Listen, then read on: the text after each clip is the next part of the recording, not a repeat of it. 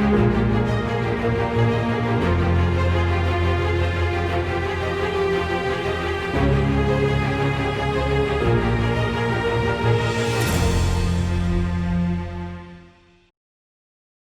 there, I'm Brittany Smith, and welcome to Filmmaker Symposium. So, have you ever seen a movie that seemed pretty good along the way, and then it got to the ending and it just felt really disappointing? Well, it turns out there's a distinct reason why this happens. So today we're going to explore how to create really good climaxes and resolutions for your film.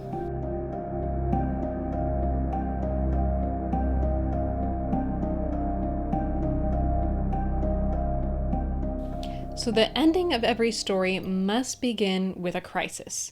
And this crisis comes right before the climax. And sometimes it's one and the same as the climax. So we'll talk about that in a minute. But by crisis, I mean a decision. So this decision is like a dilemma. And this is the ultimate decision that your protagonist has to make. If you've done your screenwriting well, you've taken your protagonist through all of these other options, and all of those options have failed and have been exhausted.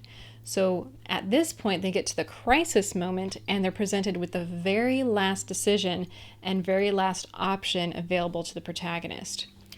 Now, this option is not just any option. It's going to be the option that faces the greatest form of antagonism in the story.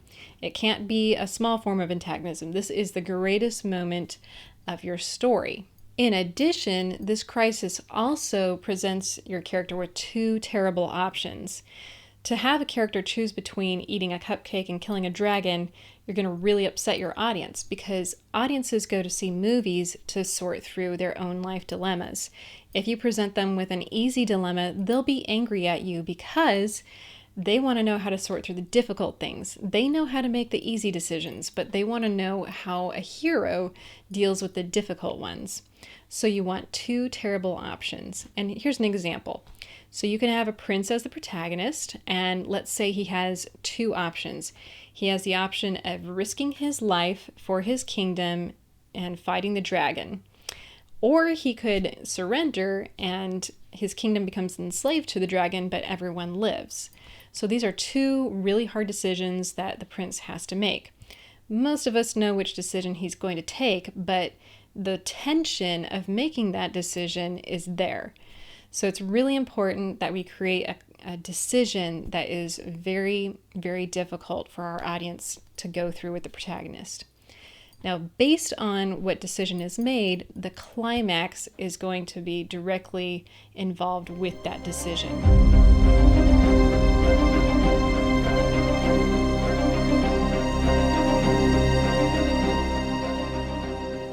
So the climax should represent the opposite outcome of our inciting incident. Now, if you haven't seen my video on the inciting incident, be sure to go back and watch that one, because you cannot create a climax without your inciting incident. So if your inciting incident is negative, then your climax should be positive. And the opposite also applies. If your inciting incident is positive, then your climax should be negative. And here's an example with our Prince and Dragon story. So the inciting incident is when the dragon comes in and destroys the kingdom physically and kills tons of people, and everyone's in great distress. Now, the opposite of that should be positive. So the ending or the climax of our Prince and Dragon story should involve either the destruction of the dragon or the salvation of the city. Now, this is actually the easy part of things. It's easy to set up your inciting incident and your climax because it's easy to set up two events that are opposite of each other. What separates an artist from an amateur is actually if the climax is unexpected. So according to Robert McKee, an amateur is someone who fulfills the promise of the climax, but does it in a very expected way.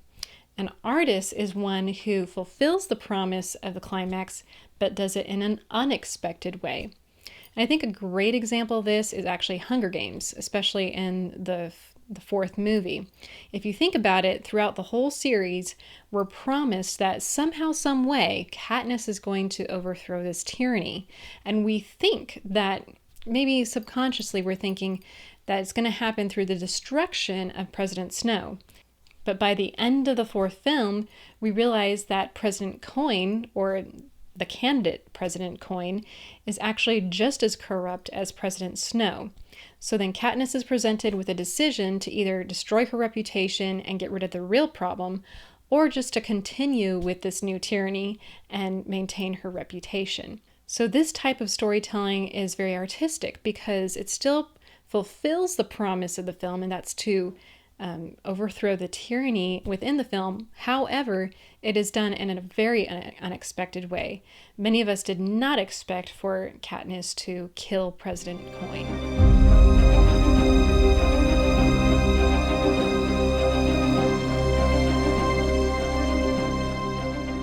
So after your climax, your audience is going to be full of all kinds of emotions, and they've been taken through this journey with the protagonist, and now they have the answer to this journey.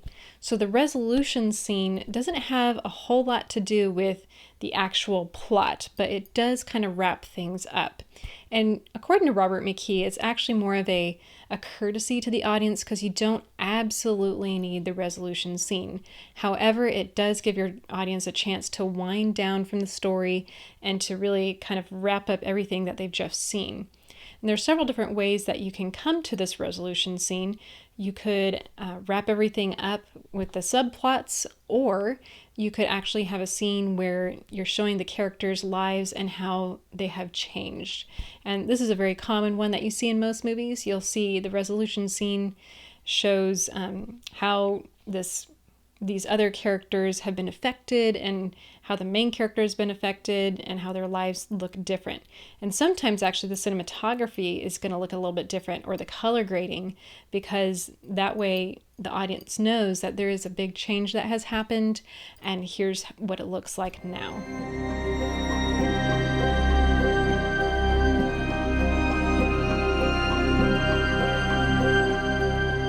The crisis, climax, and resolution of your story is actually the most important part of your story.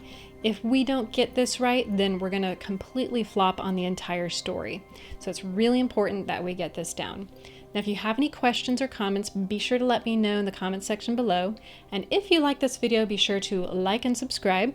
And I'll see you next time on Filmmaker Symposium.